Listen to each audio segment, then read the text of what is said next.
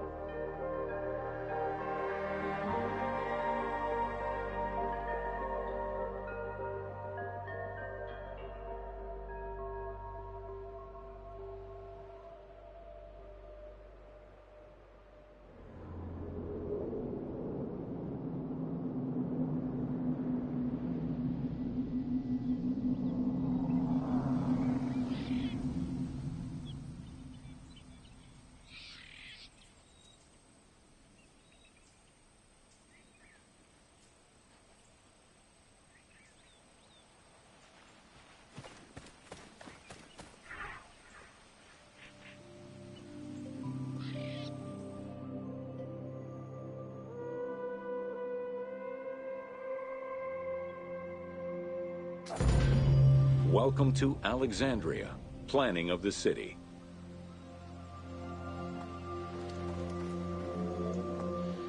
Alexander's plan to build his great city began with a verse from Homer's Odyssey. There is, in front of Egypt, in the sea with many swells, an island called Pharos. Guided by these clues, Alexander the Great founded his future city at the western end of the Nile Delta.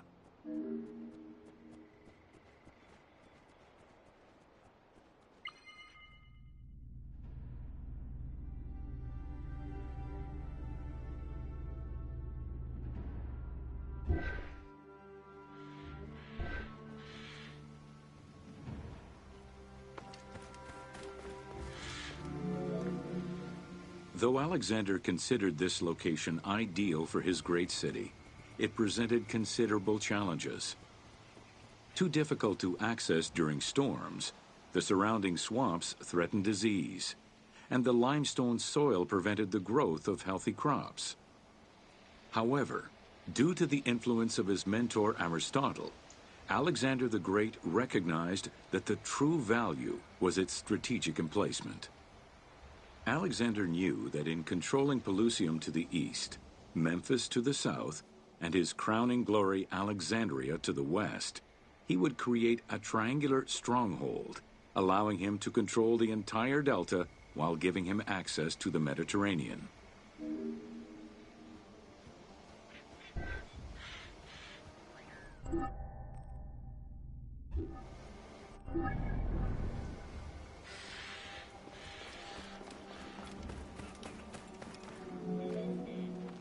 The Great Walls of Alexandria had a humble beginning.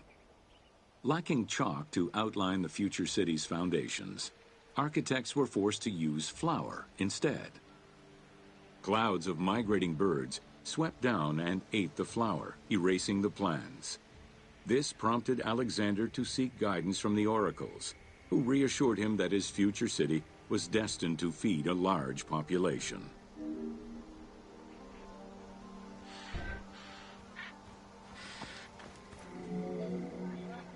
Excavations led by Mahmud Bey el-Falaki in the 19th century revealed that the wall enclosure measured approximately 5.2 kilometers in length and 2.2 kilometers in width.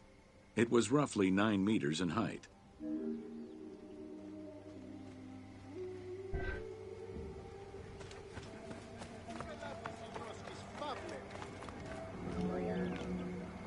These formidable ancient walls would resist a number of attacks, including fending off the king of Syria in 169 BCE. It wasn't until 295 CE that they eventually fell to Roman Emperor Diocletian, and this only after 8 months of relentless assault.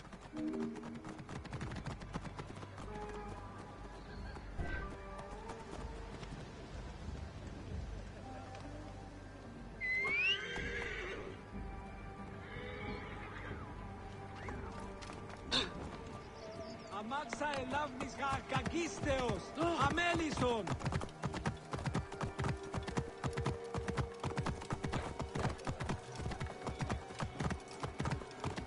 Whoa.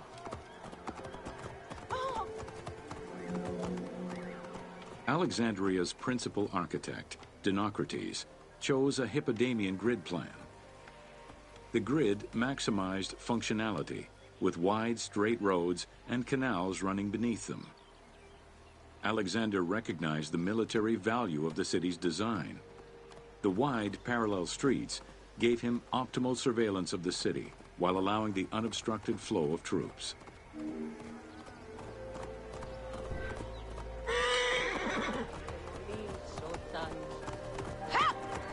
Idioti! Go! Whoa. A central corridor ran from the Mediterranean's north port down to Lake Mareotis to the south.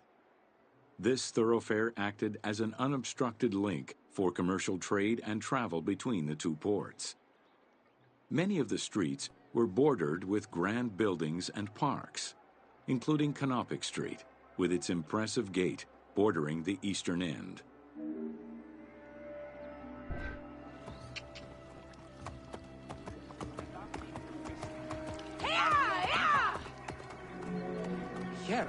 Alexandria was most likely built upon an already existing Egyptian village. Upon its completion, the Egyptians reviled the city, refusing to call it by its founder's name. Instead, they called it Raked, the building, as a mark of disdain, which was later Hellenized into Rakotis. Despite this, the name Alexandria would remain.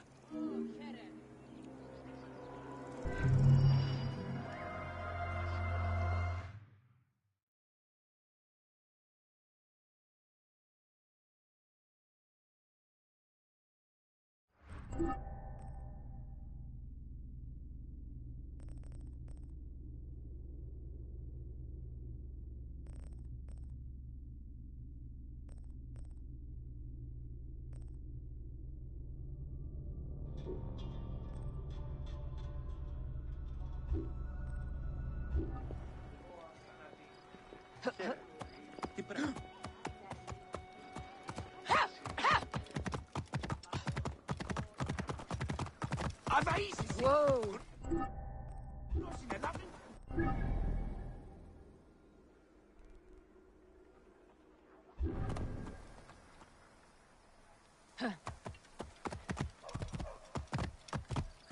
Oh. هم خطبنا. Whoa.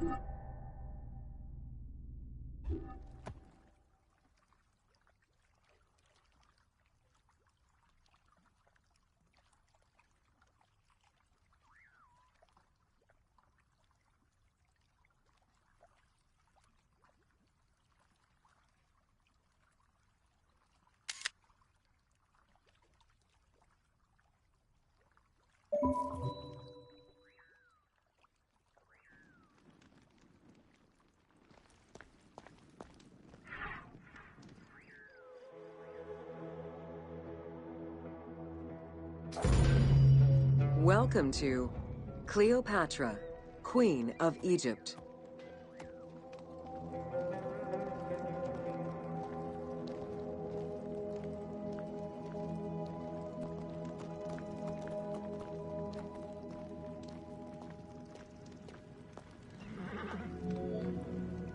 Cleopatra VII Theophilopator ascended the throne in 51 BCE at the age of 18.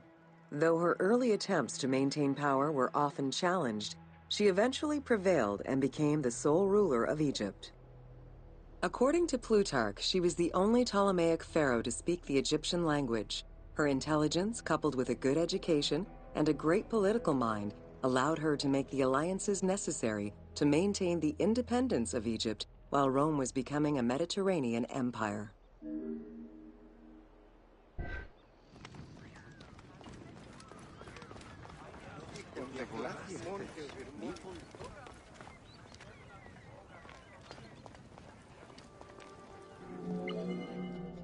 It is important to understand that Cleopatra's knowledge of Egyptian language and keen understanding of the culture allowed her to make powerful ideological reference that resonated with ancient Egyptians.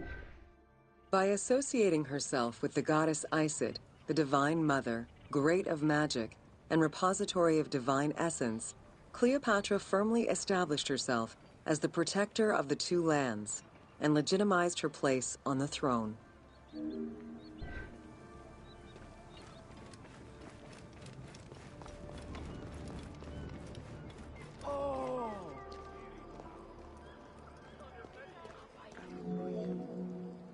Upon his death in 51 BCE, Ptolemy XII Aulus bequeathed his kingdom to his daughter and eldest son, Cleopatra VII and Ptolemy XIII.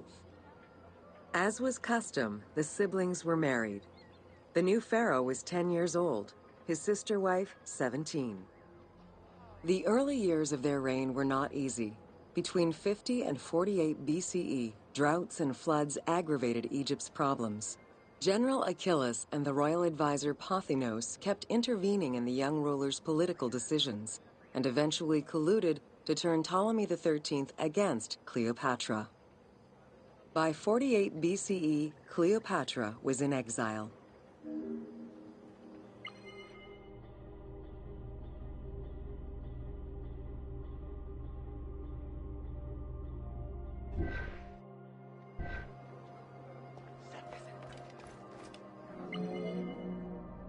During Cleopatra's exile, the Roman Empire was not without its own internal conflict.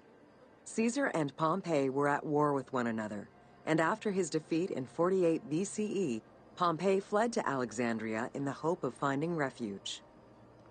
This turned out to be an unwise decision.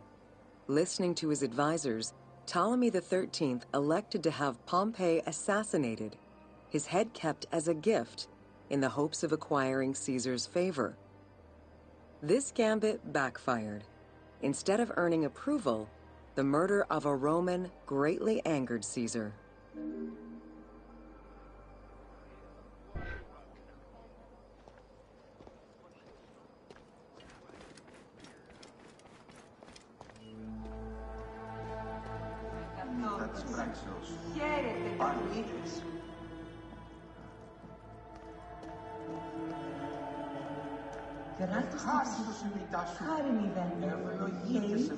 Cleopatra, aware of Caesar's anger against Ptolemy for the murder of Pompey, decided to take advantage of the situation. She returned to Egypt in secret hoping to establish an alliance with one of the most powerful men of the time. Outside of the legend, where she had herself smuggled into his quarters in a carpet, what exactly happened during that fateful meeting remains a mystery. However, Caesar seemed to see a better ruler for Egypt in Cleopatra than in her young and too easily influenced brother. Invoking Ptolemy XII's will, Caesar attempted to mediate peace between the siblings. Αγαθόν έστιχαν στους θυσίους εκβοηθάνε. Εγώ συλλέξεις, ίσχυν τα Γνώθησε αυτόν και δίας μεγαλόθυμος αίσθηση.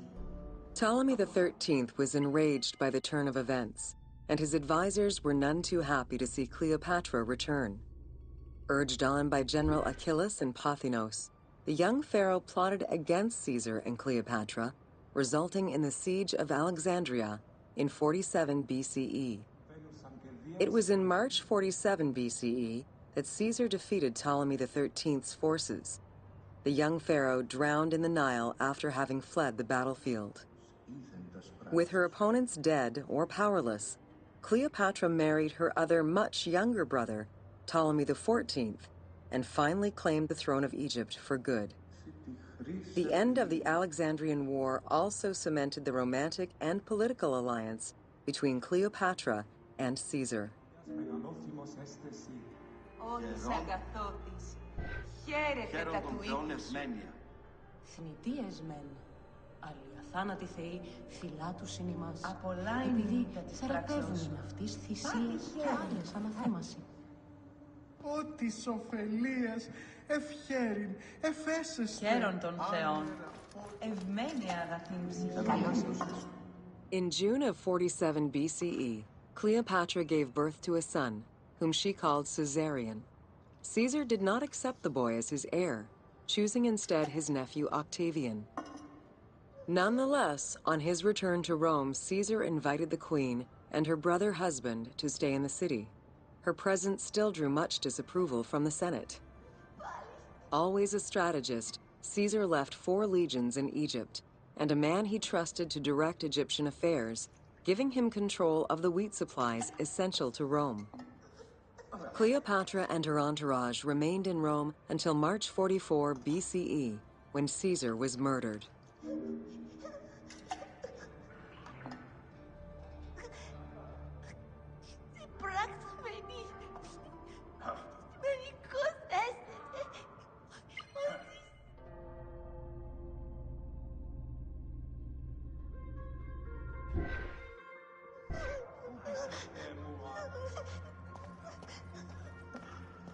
Καλώς. Έφτανε.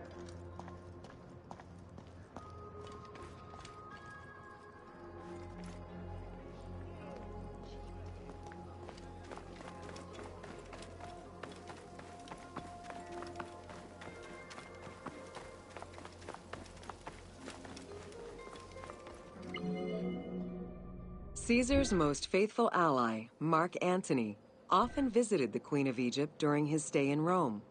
Unlike most, he recognized the legitimacy of Caesarion, the natural son of Caesar. Antony knew he would need the riches of Egypt in order to fight Octavian and claim the Roman Empire. Cleopatra, in return, saw a powerful ally. In the winter of 41 BCE, she arranged a sumptuous tour of Egypt by boat to show Antony the wealth of her country and the power she held as its ruler. A romantic and political relationship followed. The Roman Senate was once again most displeased. To calm spirits in Rome, Antony married Octavia, sister of Octavian.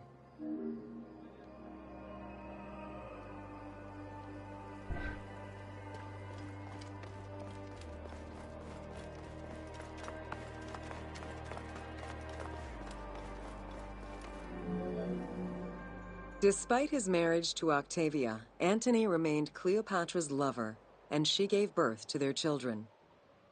Cleopatra increased her kingdom's territory and started a political propaganda alongside her lover in Egypt and beyond. She hoped to create a Ptolemaic federal empire with Alexandria at its center. Antony eventually repudiated his Roman wife for the Egyptian queen, much to the dismay of the Roman elite. However, while Mark Antony focused on Egypt, Octavian carefully gained military and political ascendancy over him in Rome.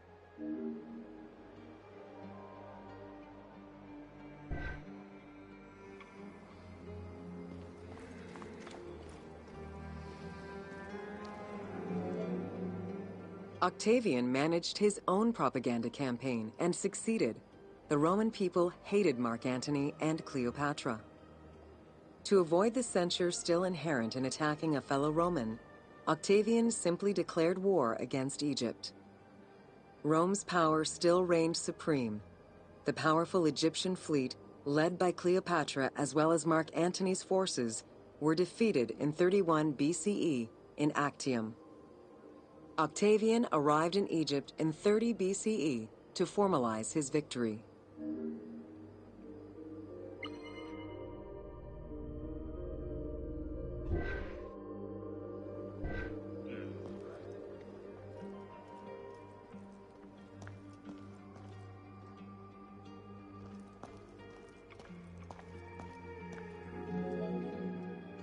The following events remain difficult to confirm due to the many versions and legends around them. It is believed that after hearing a rumor about Cleopatra's suicide, Mark Antony committed suicide himself. He was brought to the queen as he slowly passed away. Knowing that Octavian would have her chained and paraded through Rome in defeat, Cleopatra planned her own suicide. She most likely killed herself with arsenic, though admittedly, the version where she uses an asp to deliver a fatal bite may be considered more dramatic. What happened to the body of Cleopatra is still a mystery.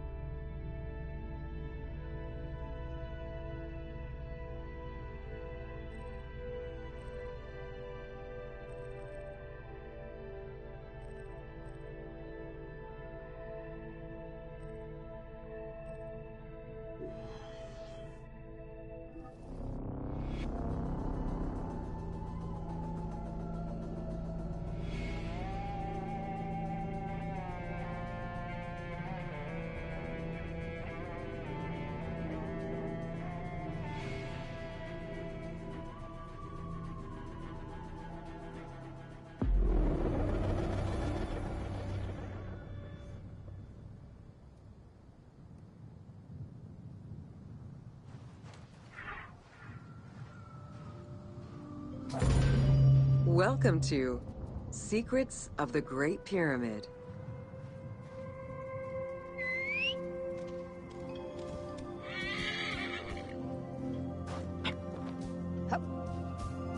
Whoa. Built around 2550 BCE, the Great Pyramid of Giza is considered one of the most iconic structures of Egypt. It is the biggest of the pyramids and the only one of the 7 wonders of the ancient world still standing.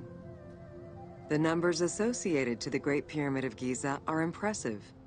A workforce of over 20,000 people, 6 million tons of stone, and 20 years of construction. It was a massive undertaking for a pharaoh's tomb.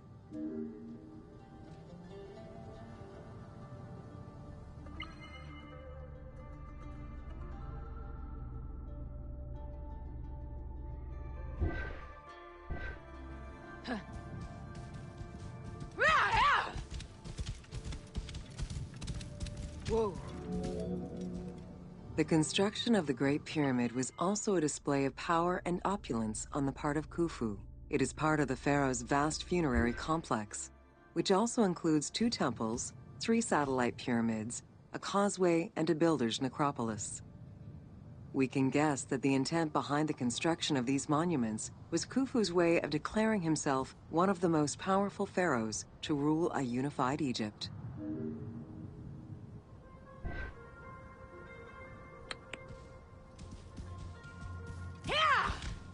Whoa.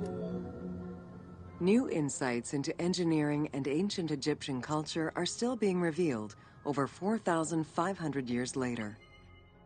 For example, a recently unearthed papyrus offers a glimpse into the life of a tradesman at the time of the pyramid's construction. Also, a logbook belonging to a team leader during the building gives details on the craftsmen, their work schedules, and the raw materials required.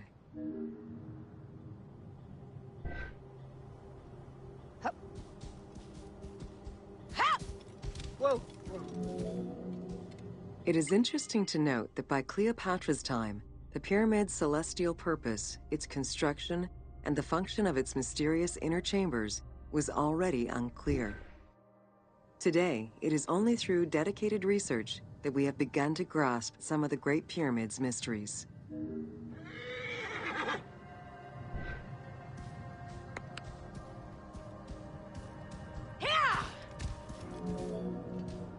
The Egyptians had polished their design for centuries by the time work on the Great Pyramid began. Intended as a tomb for Khufu, the Great Pyramid's structural design has been considered to be nearly perfect by engineers and historians ever since.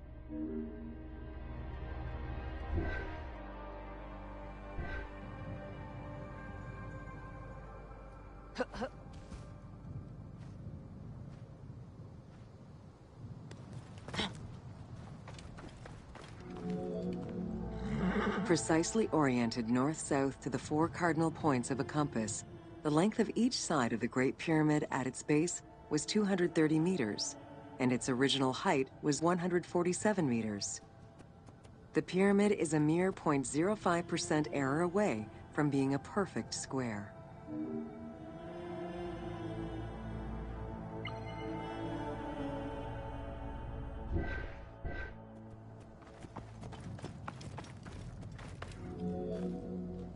In order to achieve the shape of a true pyramid, the design required many considerations in the planning phases as well as precision during execution. It was especially critical that they control the angle of inclination on all sides at every stage of construction.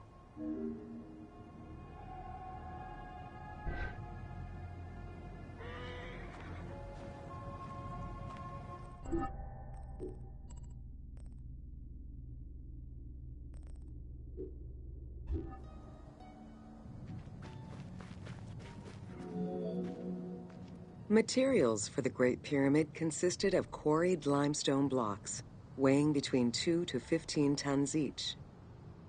The methods of moving these blocks into place is still debated by architects and Egyptologists. The precision of its design in an age with only soft metal tools, as well as the enormous scale of its construction, make the Great Pyramid one of the most impressive feats of human engineering.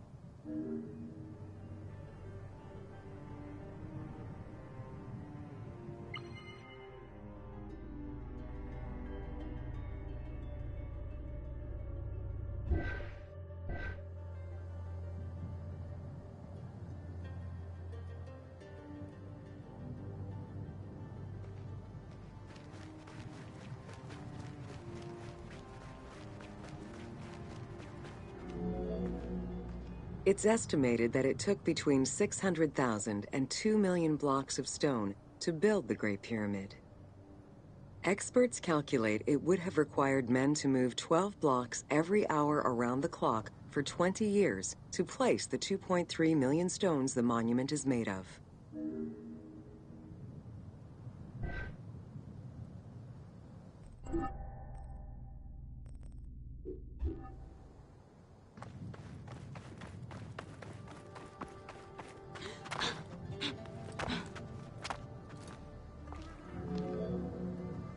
While the interior chambers were built with red granite from Aswan, most of the pyramid was made from local limestone, weighing between 2 to 15 tons per block. There is debate on how the pyramid stones were moved into place. Recent research is exploring the idea that it was built around a large interior ramp.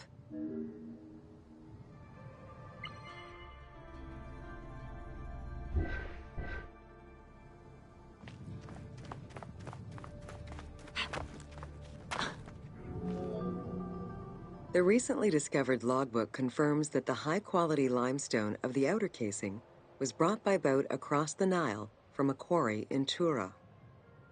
Once complete, the smooth white polished stone of the Great Pyramid would have reflected the sunlight like a beacon, earning it the name the Horizon of Khufu.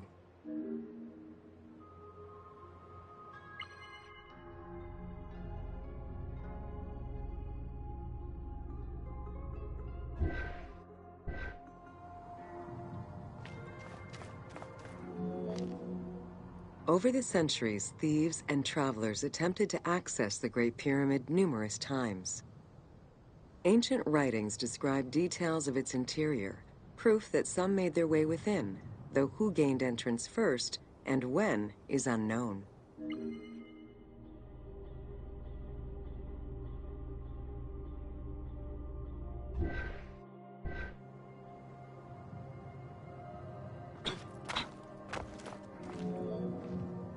The main entrance of the Great Pyramid is located 17 meters above ground level. It faces north, likely in order to align with the North Star. Though the entrance passageway had been discovered in antiquity, any further access into the Great Pyramid was stopped by massive vertical slabs of rock. As such, present-day visitors to the pyramid must use the robber's entrance.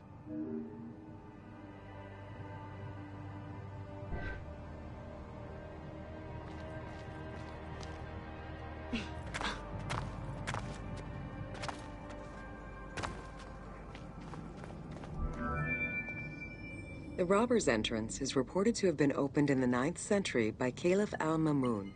In search of treasure, the Caliph had his men dig their way inside the Great Pyramid. The most likely scenario is that they enlarged a corridor which had been created by tomb robbers during antiquity. As such, this is how the team can justify access to this wonder.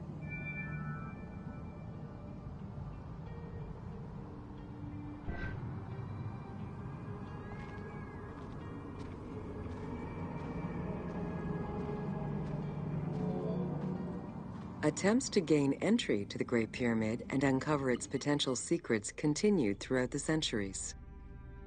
In the 19th century, the belief that another entry existed at the south side resulted in a hole being blasted into the pyramid's side, with no results for the damage that was done. While the search is still ongoing today to uncover more hidden rooms and passageways, conservation is the primary concern of all such efforts.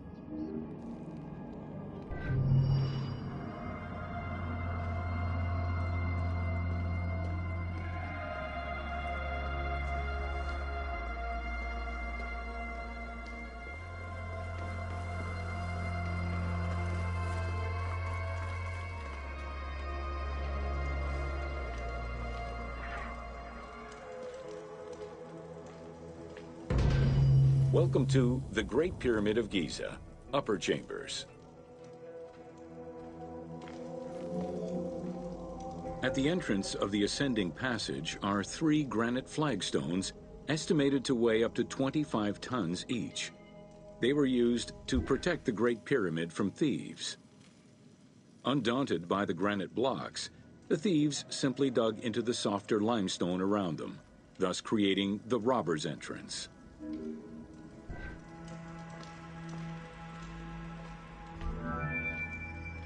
While in reality the robber's entrance is one single cavity which leads to both passages, in the game, the team created individual accesses to either passage.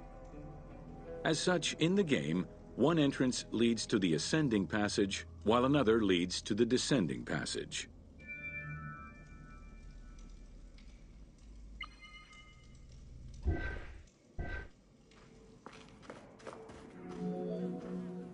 The ascending passageway of the Great Pyramid provides a direct path into the Grand Gallery and is accessed 30 meters from the entrance along the descending corridor. Both corridors have similar dimensions and are designed with the same 26-degree incline.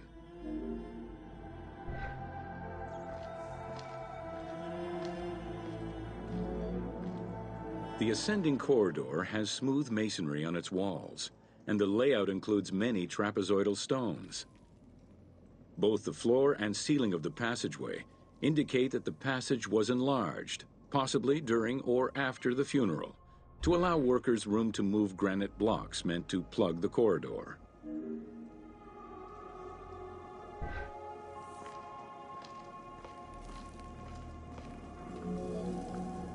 The Grand Gallery's purpose is still debated among experts.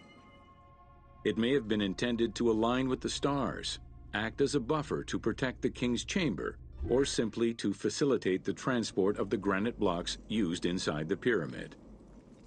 Access to the queen's chamber was at the beginning of the Grand Gallery.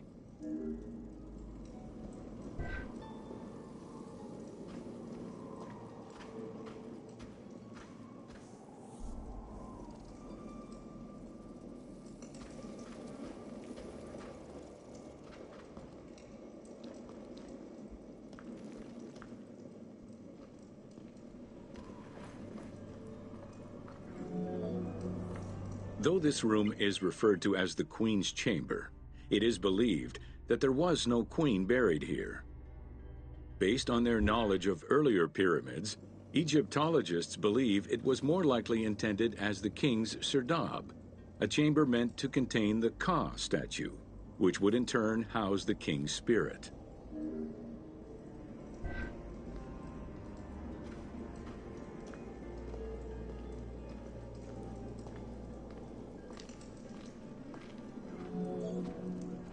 Situated exactly within the pyramid's center, on the east-west axis of the pyramid, the chamber has a vaulted ceiling and measures 5.7 by 5.2 meters.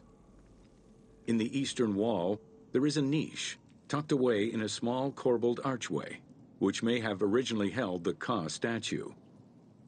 Behind this niche is another smaller hole, possibly dug out by thieves in search of further treasure.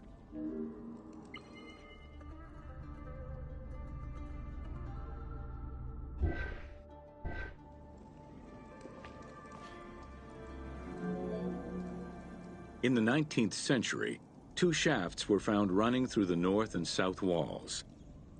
They each run in a horizontal line for 2 meters before sloping upward, and both are closed off with limestone blocks fitted with copper handles. Whether they were intended as ventilation shafts for workers or a celestial connection for the pharaoh's spirit is unconfirmed.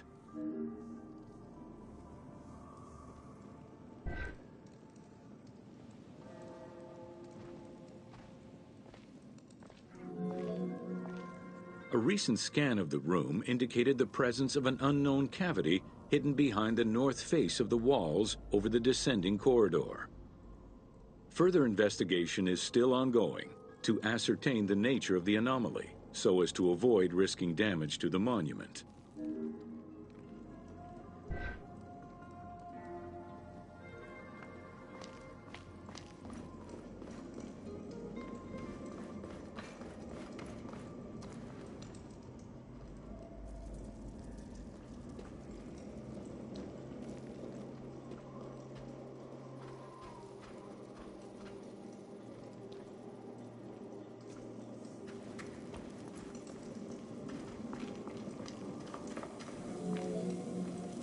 Khufu's architects were possibly influenced by earlier rhomboidal pyramids when designing the gallery. It is the longest corbelled vault ever built, measuring 47 meters long and 8.6 meters high. The walls were made to taper inward, allowing for better distribution of weight. As a result, the ceiling measures just over a meter wide at its highest point. Though this construction technique is present in other pyramids, few have the same precision and stability.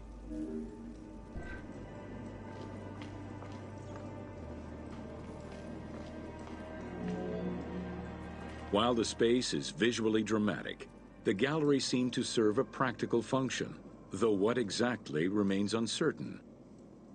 Still, the wall design was undoubtedly meant to contribute to the stability of the structure, and its floor may have helped workers move the materials. A channel runs along the middle of the room.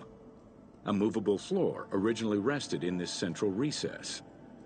The raised benches on either side are equipped with slots that may have been used to help position the granite blocking stones.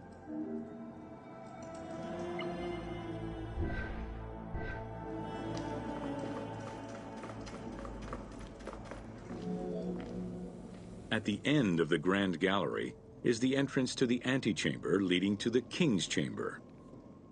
Directly above, there is another narrower horizontal passage that connects to the top of the King's Chamber and allow the workers access to the weight relief rooms.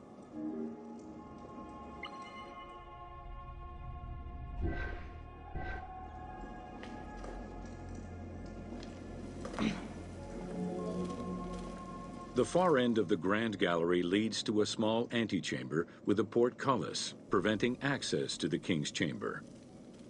The portcullis was composed of 3 separate granite slabs.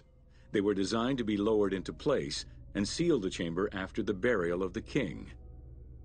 The grooves dug out to hold the slabs in place are still clearly visible to this day.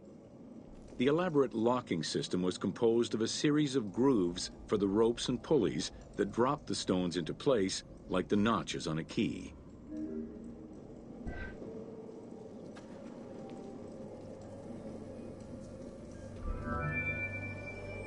For the purposes of the game, the team elected to remove the portcullis slabs in order to grant the player access to the King's Chamber. In reality, workers would have backed out of the room after the funeral, lowering each slab into place behind them one at a time. Each of the 3 stones were smashed by looters centuries later, and evidence of their break-in is still evident.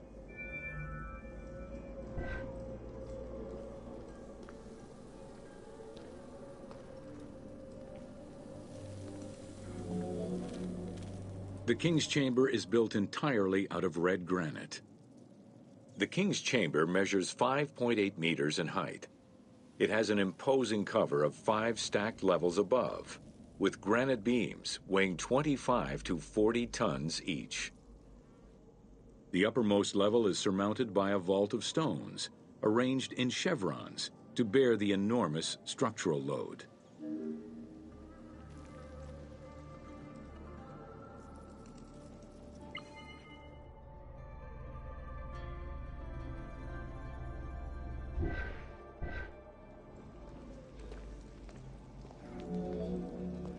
As in the Queen's Chamber, 2 shafts extend out from the room towards the north and south faces of the pyramid. They measure nearly 64 meters until they are blocked by copper-handled granite plugs. Some experts in the culture of the Old Kingdom believe that the shafts were thought to lead the king's soul to the stars, with the incarnation of the pharaoh as the god Ra, represented by the northern well, and the god Horus by the southern well.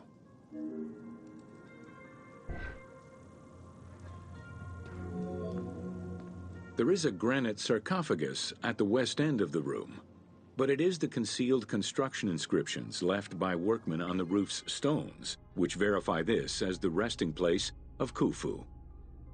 The sarcophagus was recorded as being empty when it was discovered, and its design indicates that there was once a lid in place. It's possible that this sarcophagus is only a cenotaph in memory of the pharaoh, but was never actually meant to receive the body.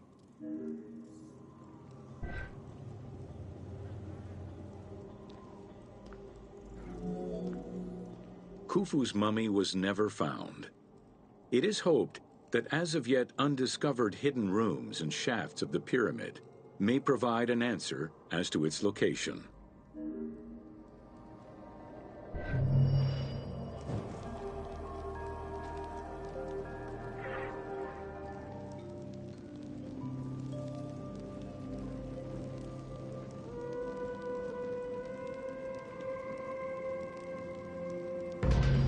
Welcome to Jean-Pierre Houdin's Theories.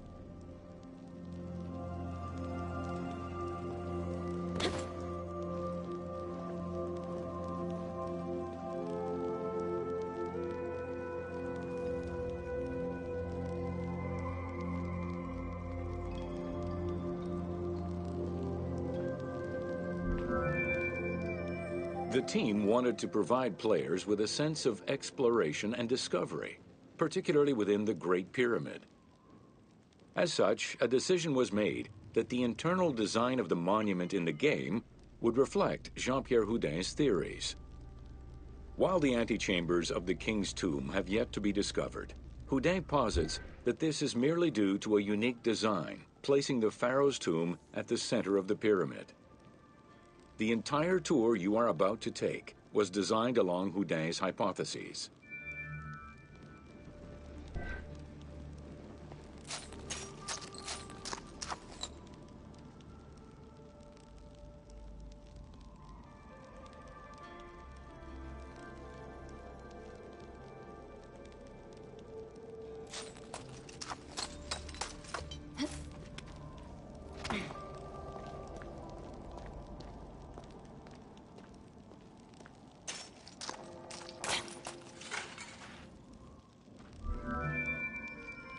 While respecting Houdin's hypothesis as to the general layout of the antechambers, the team wanted the contents to enhance the game experience.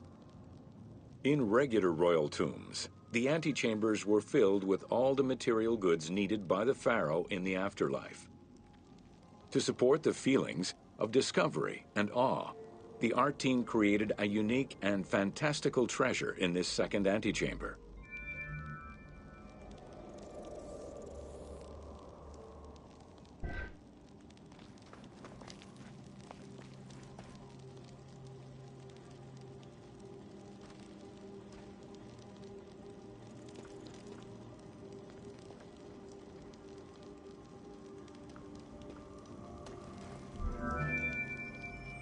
Houdin theorized that the ascending corridor and the Great Gallery were used by the workers to haul hoist the heavy beams above the king's chamber. He called it the service circuit.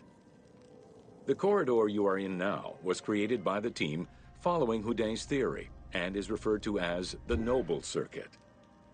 It is through this corridor that the wooden sarcophagus containing the pharaoh's mummy would have been transported to its final resting chamber.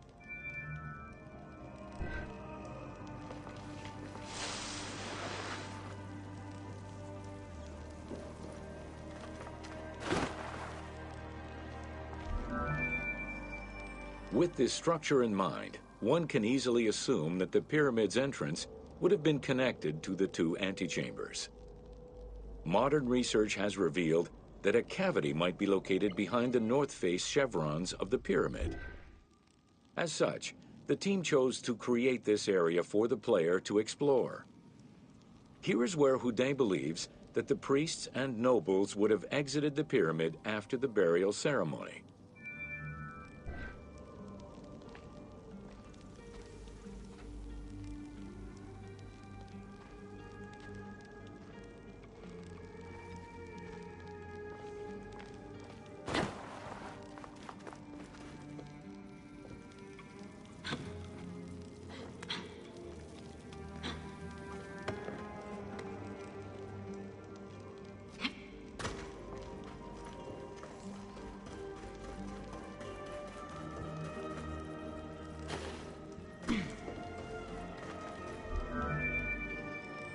Many theories regarding the construction of the Great Pyramid rely on the usage of external ramps. However, Houdin believes an external ramp would have been too steep for the upper portion of the pyramid. This is why he posits that there were two ramps. An external ramp for about half of the height of the pyramid, which then became an internal ramp for the second half.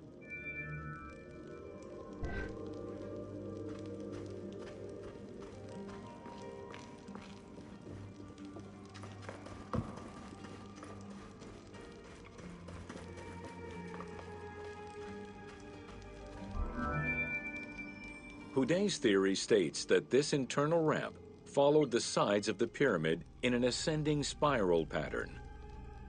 A notch discovered in the edge of the Great Pyramid, known as Bob's Room, seems to support this theory.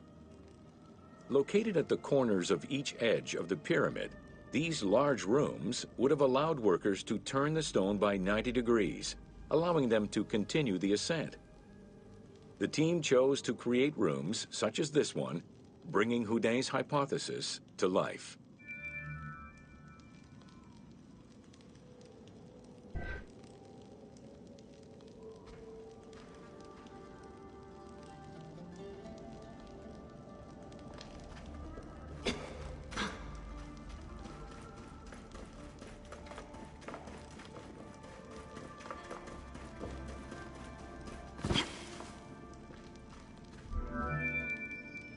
This long corridor was the first section of the ascending internal ramp. Through it, the blocks used to build the Great Pyramid would have been carefully moved upward and then turned at each edge of the pyramid in order to continue their ascent. Though the team only created the main ramp for the game, Houdin posits that this ramp had two levels, allowing workers to return safely to the bottom thanks to an additional corbelled upper section.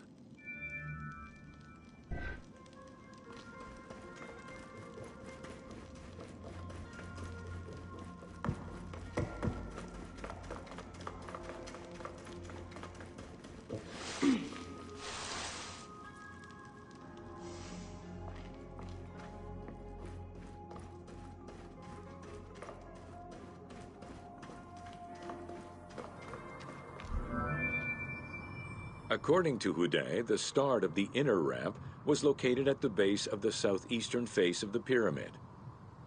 This location would have been the junction point of the external and internal ramps. Below us, workers would have built the lower part of the pyramid with the external ramp before eventually switching to the internal ramp for the middle and upper sections of the pyramid. At that time in the process, they could have reused the material of the external ramp to fill the center of the pyramid, hauling the stones in through the internal ramp.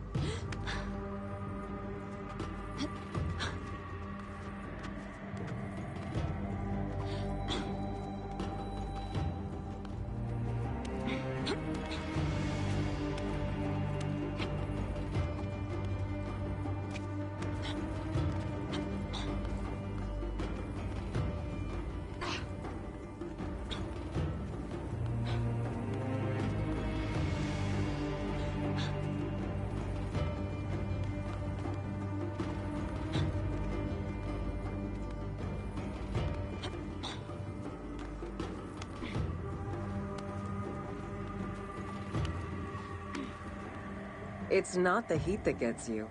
Well, it might, if the miles and miles of endless barren desert without water don't first.